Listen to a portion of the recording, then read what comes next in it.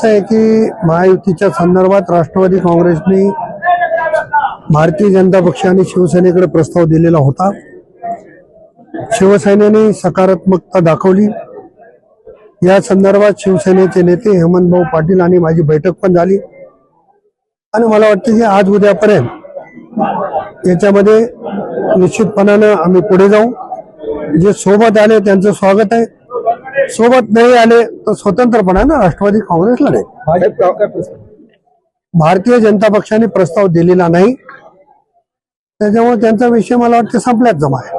काँग्रेसचे 10 नगरसेवक एमआयएम मध्ये दाखल झाले, ते अशोक चव्हाणांची खेळी मानल्या जाते। आपण याकडे कसं पाहता? अशोक चव्हाणांना हिरवा भाजप करायचा आहे आणि जनता देखील ओळखून आहे की एमआयएम कोणाच्या इशाऱ्यावर चालली आहे, कोण त्यांच्या पाठीमागे पाठबळ देते हे मी सांगण्याची गरज नाही। देगलूर नाका भागातून अनेक सहकार्यांचे मला फोन आले, हमारे इधर भी अभी हरा भाजप बढ़ रहा है। ही जी भूमिका आहे ते खरं तर ज्यांनी हे करायला लागले त्यांच्या नेतृत्वाचं अपयश आहे की एवढे वर्ष राज्य करून त्यांना त्या भागात उमेदवार मिळत नाही, ही शोकांतिकाच आहे। दोन्ही राष्ट्रवादी एकत्र येण्याची चिन्ह आहेत।